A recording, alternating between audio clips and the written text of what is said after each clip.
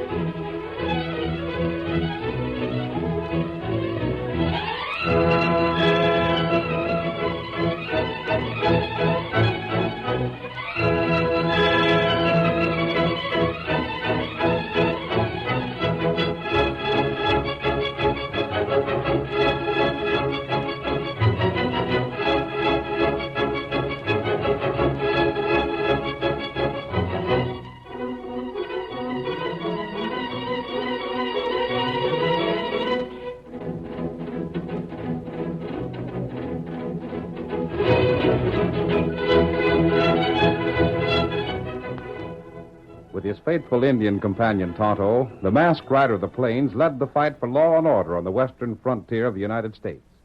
It was his strength and courage, his daring and resourcefulness that brought peace and security to the new country, and the memory of his deeds will remain as long as the memory of the early West itself. Return with us now to those thrilling days of yesteryear. From out of the past come the thundering hoofbeats of the great horse Silver. The Lone Ranger rides again. Come on, Silver! We're heading south for the Rio Grande! Hail, Silver! Away!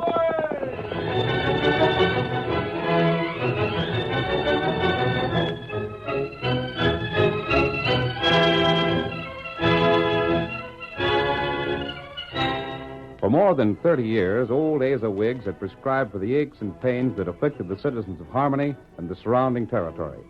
A widower with a grown daughter, he was loved by those who knew him for his wisdom and tolerance.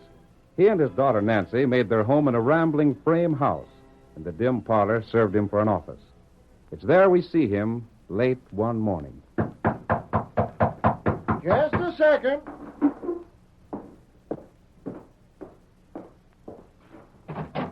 Hmm? Oh, howdy. Thought it might be you, Graham. Yes? You're the only fella new enough in town to knock on the door before coming in. Step in. I will. Have a chair. Mighty glad to see you. Kind of hoped you'd be around before long. I'll stand, thank you. Something wrong? You called on Nate Castle last night. Oh, that. Shucks, Nate sort of used to me in my ways of doctrine, so he sent his boy in to get me, Mrs. Castle sent for me first. I examined her husband and prescribed the correct treatment. Now, you mustn't I particularly told him that he must do no more riding until his condition was better. Now, I know. But you ruined what good I might have done. This morning, when I went to his place, I found him in the saddle. He just returned from a ride to Spring Valley and back. He told me you had said he could ride if he wished. I did. Any doctor who would tell Nate Castle that isn't fit to practice medicine. Just what you tell him, son. I told him the truth. I told him that if he didn't have rest and quiet, he wouldn't live the year out. You did, huh? Sit down. No, I'd rather... Young fella, you sit down. Well... Now then, you answer me this, and you answer me straight. Even with all this rest and quiet you're talking about, how long do you figure Nate's going to last? He's in bad shape. A year at the most. Mm-hmm. And if Nate goes on the way he always has, riding and drinking and cussing when he's a mind to, how much would you take off that year? 6 months, possibly. Anyhow, he won't live a year, that's certain. How well acquainted did you get with Nate in the month you've been here? I never met him until I called on him the other day. Just the same, I feel competent to say that... Not so fast, young fella. Don't be in such an all-fired hurry to tell me what you're competent to do.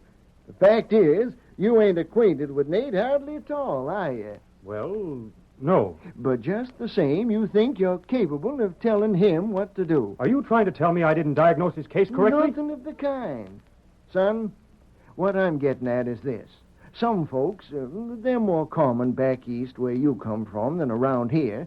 Some folks would think a few extra months added on to their lives would be worth all the nursing and coddling and quiet and rest they'd have to stand for in the meantime. But I don't... Don't butt in. Now, there's just one kind of folks, young fella. But if you got to knowing Nate, you'd see where he's different. Nate, he's the kind that wouldn't give a continental to go on living if he couldn't have the feel of a frisky horse under him once or so a day. When his throat's dry, he's plumb convinced there ain't nothing like whiskey to lay the dust. And when somebody or something's crossed him, he'd like to bust till he lets loose a flow of language to ease off the pressure.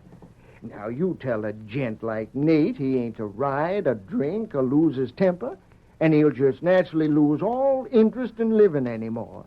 And if you put it up to him straight, one day he'll live in the way he likes, again a year the way that's good for him. He'll take the day and tell you to take your year and go jump in the creek. And by thunder, young fella, Nate would be right. Which is just what I'd expect a faker like you to say. Faker? You never studied medicine a day in your life. I've heard about you. You came here with a quack medicine show. You haven't any more right to call yourself a doctor than the blacksmith has. The blacksmith's real handy. He helped me set a mighty bad fracture once. That's exactly what I mean. You won't even be serious. Shucks, son. I'm too old to be serious. Anybody posing as a qualified practitioner of medicine who isn't is a menace to the community. Now, ain't you being just a little hard on me, young fella? You... Father, here's a letter for you from the state capitol, Father. Oh. Reckon you're acquainted with Doc Graham, Nancy. I've met Dr. Graham. How do you do? If you'll excuse me, I'll see what this letter's about. Of course. What are you doing here, Dr. Graham? Why, there was something I wanted to discuss with your father. Indeed. Perhaps you've been explaining the remarks you passed in town concerning my father. Miss Wiggs, Graham. Yes? I'm going to trouble you to answer one more question. This here in my hand is a letter from the state board. Someone sent the board a report. Was it you? Was it? Yes, Mr. Wiggs, it was. You feel you done right, son? You feel you know enough to be qualified to decide what's right and what ain't in a case like this? I did right. I know I did right. Father, what is it? Nancy, I've been healing folks for a good many years. Maybe the knowledge I got wasn't gained from books, but there's plenty that will say it served just as well as book learning most times, and sometimes maybe you might better. Well, what are you... Healing folks is the only thing I know how to do. And come to think of it, it's the only thing I ever cared to do. But now the state board says I can't no more. They got some newfangled regulations. Either I take some special examinations, which same I ain't likely to pass, never having took the trouble to learn fancy names for plain everyday ailments, or I'm to take down my shingle. Well, I reckon it'll have to be that last. Thunderation, I kind of feel like Nate must have when Graham here said he wasn't to ride a horse or cuss no more. Dr. Graham, did you do that to my father? I did it only because I thought... Get out. No, honey. Dr. Graham, you should be ashamed of yourself. I'm sorry. I thought If it hadn't been for my father, you wouldn't even be here now. The men who fought the Indians and outlaws to make it safe for Easterners like you came to my father when they were wounded or sick. Good day. Oh, I could just slap his face. Shucks, you wouldn't slap a good-looking young fella like that, would you, Nancy? Oh, he's hateful. Honey, Yes. you listen to me.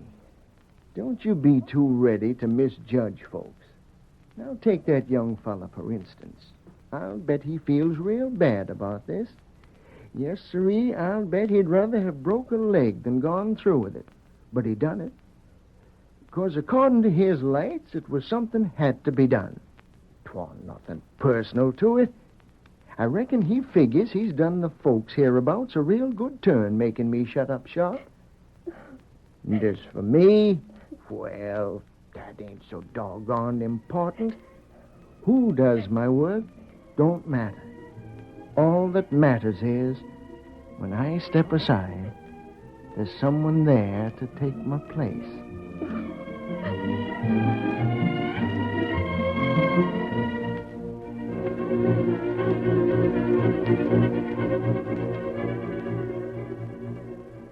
A dozen miles to the west, the man was waiting in an abandoned lion cabin. He stood in the open doorway, his eyes searching the brush-covered hills. Suddenly, high on a ridge, he saw the sharp reflection of sunlight on metal. He dodged, too late.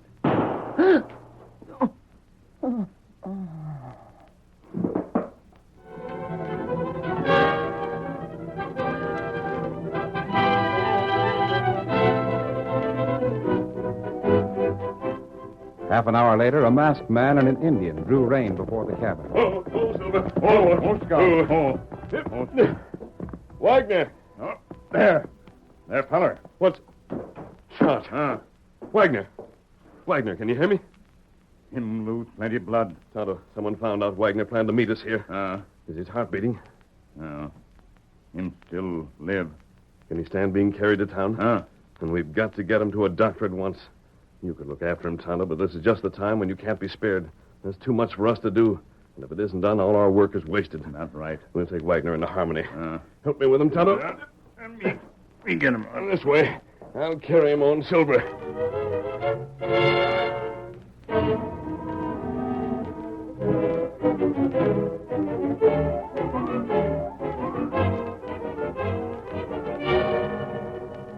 That evening, young Dr. Graham sat in his darkened office, gloomily staring out at the street. His thoughts were as gloomy as his face indicated. And without being aware of it, he spoke them aloud. There wasn't anything else I could do. You've got to have standards and hold to them. Well, after all, he's just a quack. He hasn't a right to practice. Pretty daughter, though. I wish it. Who's that? Who is it? Dr. Graham? Yes? I have a patient for you outside, Doctor. One moment. I'll light the lamp. No. But we'll do without a light. You're masked. Yes. An outlaw. No. Is this a holdup? I said I have a patient for you.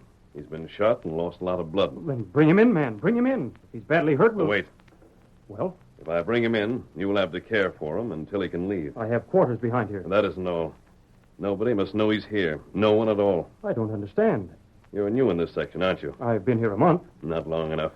It would do no good to explain.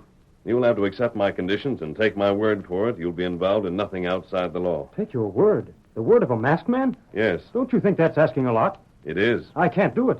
Bring your friend in. I'll be glad to treat him. I'll do it for nothing if you can't afford to pay me. But the sheriff will have to be told. There's no law requires it. Perhaps not here in the West. Nevertheless, it's a matter of ethics. In a case like this, it's clearly my duty to make a report. Even if you know this man will have to do without your help if you don't agree? I'm not refusing to help. I'm merely refusing your conditions. That's your last word? It is. Very well. But what about... Doctor, you've got a lot to learn. I know my duty. You're fortunate you find your duty so easy to recognize. Look here. And here's something to think about. I'm armed and you're not. An outlaw wouldn't try to persuade you with words, Doctor. He'd use lead.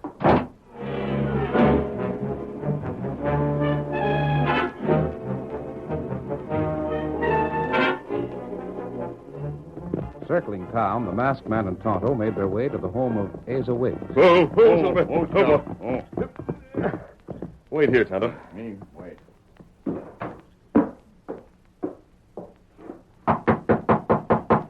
Want me? Oh, I didn't see you there. Shucks, me and Nancy can usually be found out on the porch this time of evening, stranger. You're Dr. Wiggs? Well, Father, this man's masked. You needn't be frightened. Honey, don't get upset. But he is, Father. He is. Well, Nancy, ain't he usually masked? You know this man? Wouldn't go so far as to say that. Did hear what he called his horse, though, and the name he gave the feller he rode up with. Lone Ranger, what's on your mind?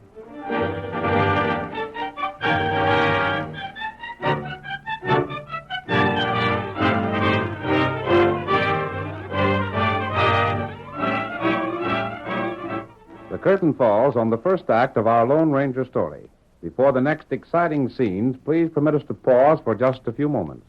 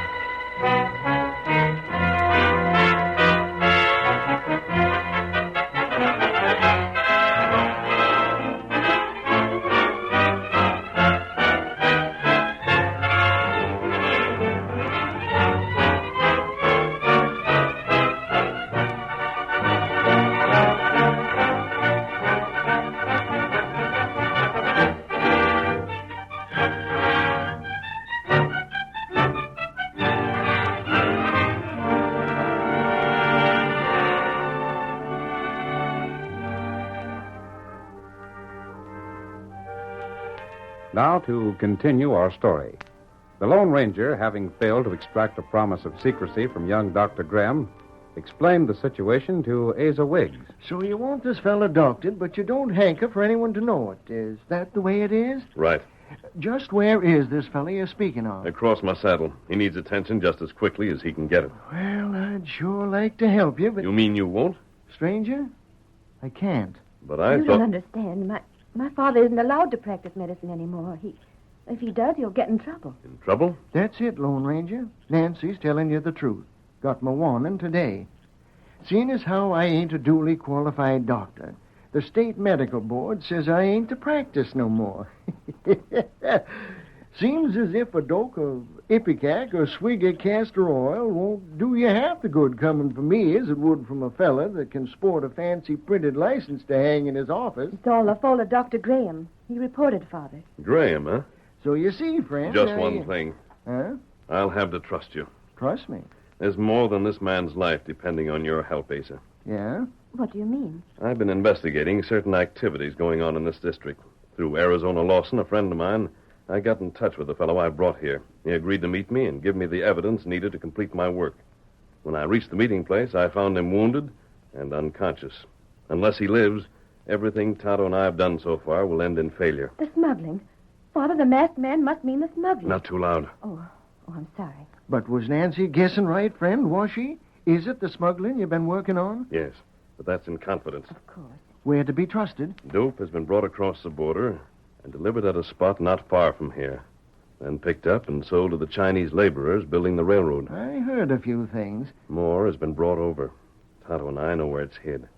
We're not touching it, however, because sometime tomorrow it'll be called for by part of the gang. Yeah? As soon as they have it in their possession, I'll send a smoke signal. Tonto, having ridden ahead, will repeat the signal. The border patrol will be watching, and the gang will be arrested with the evidence on them. Then this wounded man, you won't need his evidence after all. I will. The chief of the smugglers won't be with his men, and that's the fellow we want most of all. And it'll take the testimony of the man I brought here to identify him. Why didn't this fella go to the law with his testimony instead of you? He was a member of the gang once himself, Asa. He'll tell his story to the authorities, but only if I'm on hand to see he gets justice. Yeah, but even so, I don't savvy why his being wounded has to be such a secret. Because I have reason to believe the leader of the smugglers lives here in this town. Oh. Wagner was shot and left for dead.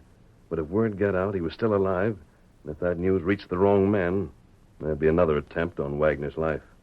And the second might succeed where the first failed. You explain all this to young Graham, friend? No. Then what I can couldn't take the chance, Asa. He's too new to the district.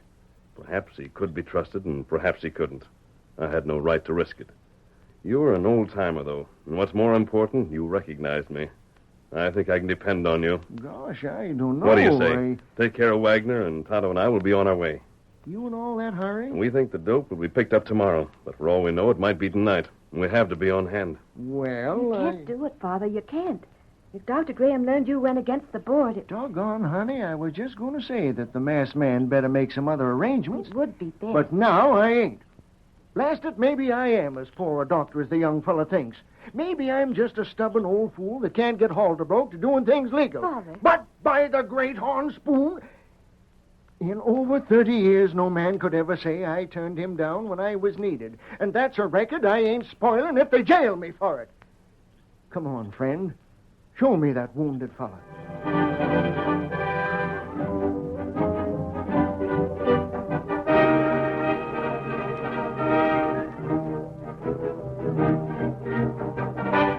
Turning Wagner over to old Asa, the Lone Ranger and Tonto rode swiftly from town to carry out their part in the campaign against the smugglers. But during the night, young Dr. Graham had thought over the visit the masked man had paid him. The more he examined the incident, the more firmly he became convinced that it should be reported to the sheriff. And in the morning... Well, morning there, Doc. A little early for you, ain't it? Oh, not very. Good morning. Howdy. Morning, Doc. Just a second, Doc, and I'll be with you. Sandy. Yeah? First thing you better do this morning is ride out to Charlie Bates' place. He's been complaining about wire cutters and raising holy Ned because we ain't investigating. Uh-huh. And you, Ed, you ought to see if you can get a line on them prowlers that the widow says she's seen. if it weren't just her imagination. Excuse me, Sheriff. Yeah? I don't want to interfere, but maybe you'd better listen to me before you send your men out. Huh? You're really here on business? I had a call from a masked man last night, Sheriff. You was held up? I- Why in blazes did you wait till the morning to tell me? Now the trail will be cold. You didn't let me finish. I wasn't held up. He brought me a patient, a man who'd been wounded. Oh. He asked me to treat the fellow in secret. I refused. I told him I'd have to report to you, so they left again. And what about it? You figure they'd been holding up a stage or something? Either that or a gunfight. Oh, I ain't heard of nothing. That isn't the point. The masked man told me his companion had been seriously hurt. Evidently, he had to be taken somewhere for attention. I think you should investigate. It's possible they went to Asa Wiggs. Old Doc? All right, what if they did? Well, don't you want to know about the suspicious characters that come to town? If they went to Old Doc, he'll handle them. And if the law's needed, he'll say so. Evidently, you don't understand the circumstances. If Asa Wiggs accepted a patient, he's defying the state authorities. He has no right to practice medicine. And he's been informed of the fact. What's that? What's that? You're joking? I'm not. Wiggs is not a doctor. If he accepts a patient, he's practicing fraud. You sure you're feeling all right, young fella? I know what I'm talking about. I happened to be present when he received orders from the state medical board to stop. Young fella, anybody says Doc Wiggs ain't qualified to be a doctor, don't know what he's talking about. And I don't care if it is this your board you speak of. You just try and tell the folks he's took care of he don't know his business. Go to talking like that, mister, and there's some of these old-timers around here that'll just about chaw your ears off. Just a second. Mind if I ask a question, Sheriff? Go ahead. Doc, Yes? this masked gent now, what do he look like? Well, it was dark, and of course I couldn't see his face. Was he long or short or thin or fat? What'd you say? Well, he was tall Anything else? and broad-shouldered. I noticed he spoke as though he'd been educated. That all? Yes. Oh, no, one thing more. When he rode away, I heard him call his horse Silver. Not much to go by. Think you had a lead, Sandy? No, just wanted a description is all, Ed. Well, Sheriff, Well, what? are you going to look into this? Why in blazes should I? Because I insist on it. I know you don't like me, Sheriff. You're just like everyone else around here. Because I speak and act and dress like an Easterner, you're prejudiced against me. Well, Easterner or not, I know my duty, even if you don't. And I demand that you investigate what I've told you. If Asa Wiggs didn't take that fellow in, I'll apologize. But if he did, he's liable under the state law, and as sheriff, you have to enforce that law. Come on, boys. Sure thing, Sheriff. If it's the law, it's got to be done. But you listen to me, Doc. Well? You get some of them stiff-necked, highfalutin ideas out of your head, or you won't be as popular around here as a skunk in a clothes closet.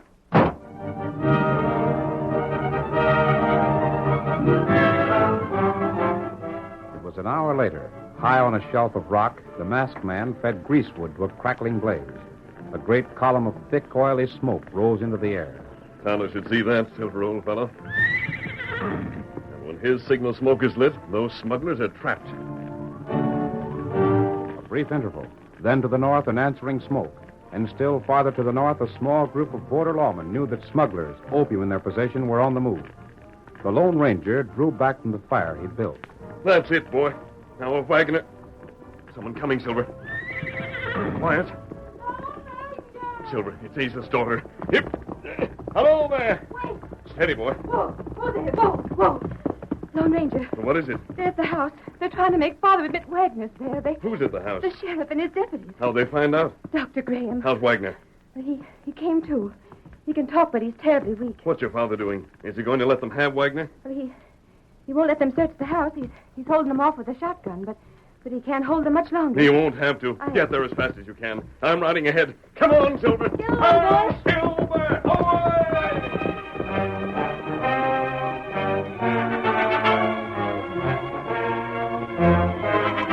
Old Asa Wiggs, his eyes flashing fire and his voice shaking with indignation, stood before the door to the wounded man's room with a shotgun held firmly in his hand. No, you don't, Sheriff. So help me, you take one step closer to this here door, and I'll let you have it. I'm a man of my word, Sheriff, and you're one that knows it. Don't you make me do anything we'll both be sorry for. Asa, get some sense. You get back. You're concealing someone in there. You can't prove it, young fella. We could if you'd let us in. But you ain't getting in. Yeah, and that goes for you too, Ed. You quit edging around to the side there. Stand where you are so I can keep my eye on you. I wasn't going to try nothing, Asa. You would if I give you half a chance. Take it easy, Ed.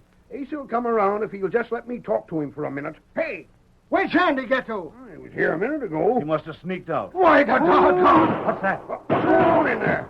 Fight! Open that door! It's latched from inside. Stand away. Ed, Bust the door in. come on, together now. It's coming.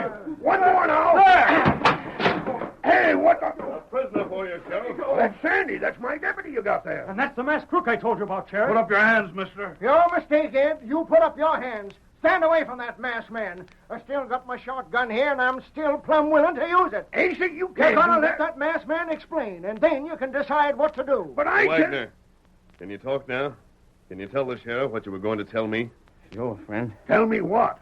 Sandy Chapman there. Your deputy, Sheriff.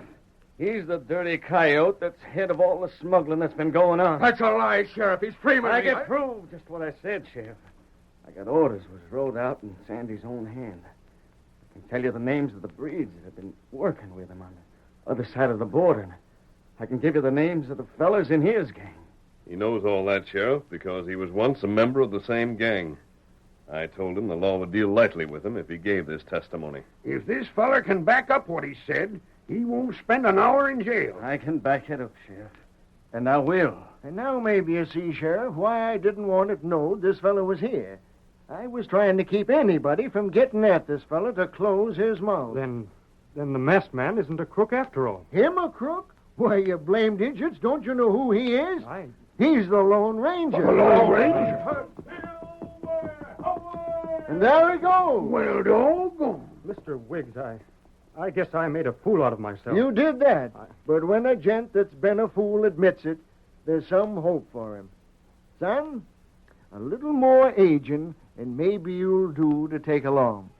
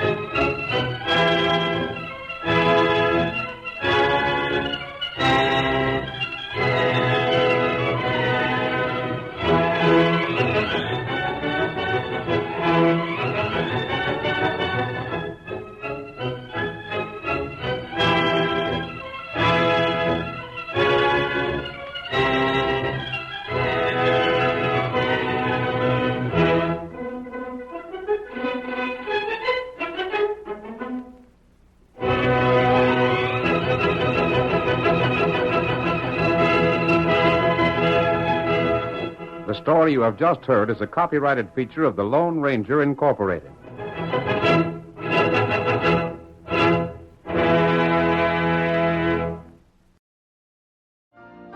You've been listening to the OTR Gold Network. Find more classic radio at otrgold.com.